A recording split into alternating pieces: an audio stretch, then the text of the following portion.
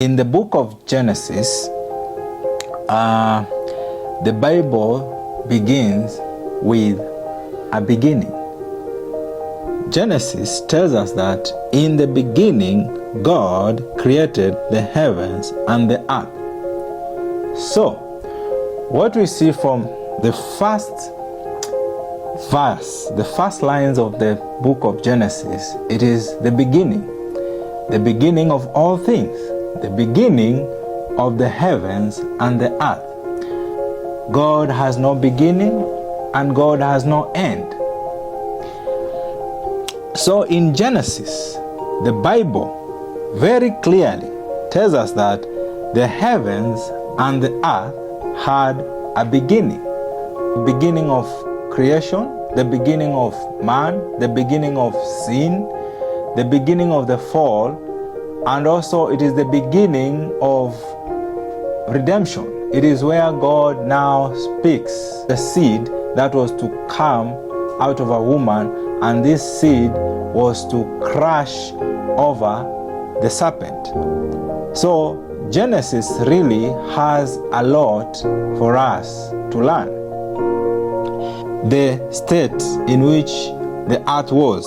In Genesis 2, the Bible tells us that the earth was without form and void, and darkness was over the face of the deep, and the Spirit of God was hovering over the face of the waters. So what we see, it is a state in which the earth was. It was formless and void. It's a state, the chaotic state. But what happens is when the Spirit of God was hovering over the surface of the water, and the next thing that happened is God Elohim stepped in through his Spirit and began calling order into a chaotic world. Into the world that was formless and void, God began his divine arrangements and bringing things into orderly way. Why? Because God has intended for man to occupy the earth. The Bible tells us that in Isaiah that the earth was created to be inhabited.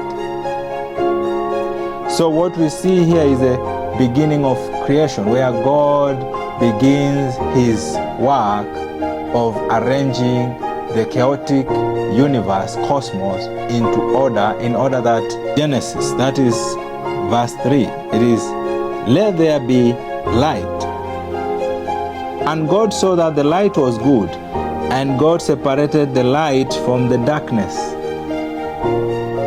This is where we see again separation.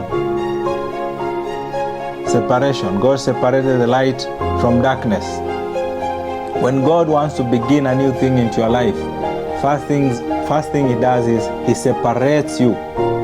Either he separates you from your environment, like what he did to Abraham. God called Abraham out of his father's house. Or he separates you from the world. When you get born again, you've been separated from the world. You no longer operate in the system that the world operates in. He separates you. Another word of separate is set apart. You are set apart. God called the light day. He called the light, the period of light, day. And darkness he called night. That is the beginning of time. And there was evening and there was morning the first day. So Genesis chapter 1 verse 27, the Bible tells us that so God created man in his own image. In the image of God he created him, male and female he created them. And this man was to be his representative, an image bearer, carrying his essence, his attributes. According to the ancient Near East, an image was believed in some way to carry the essence of that which it represented. The two functions that God gave to man was to subdue and to rule. The Genesis chapter 5. This is the book of the generation of Adam. when God created man, he made him in the likeness of God.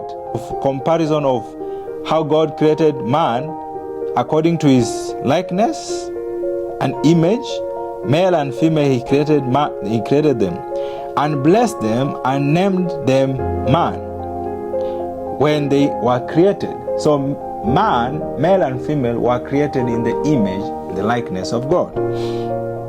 Now, verse 3.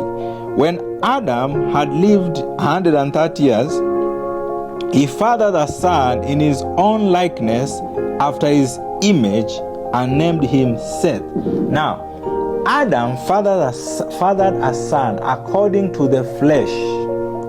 And this son, according to the flesh, which his name was Seth, was in the likeness and the image of his father, that is Adam.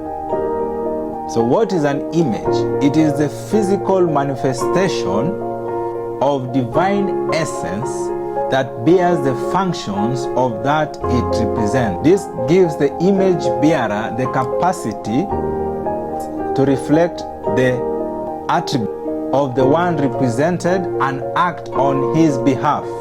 That's what the word image means.